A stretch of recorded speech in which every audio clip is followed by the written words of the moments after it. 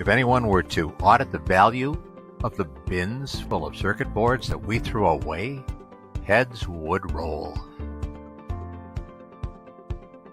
Millions of dollars are wasted every year by industries such as rail, aerospace, defense, energy, and automotive, where faulty electronic circuit boards are simply thrown away as e-waste.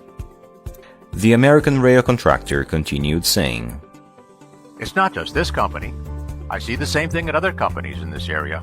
We swap in new boards and throw away the old ones."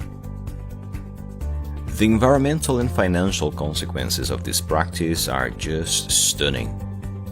It's hard to believe that corporations continue to operate like this in this day and age. Replacing old for new is not the answer.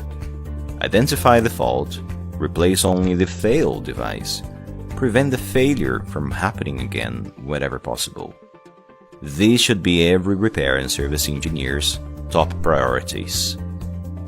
The universal test, troubleshooting, and reverse engineering systems manufactured by ABI Electronics enable techs and engineers to spot the fault quickly and fix circuit boards that would otherwise be thrown away.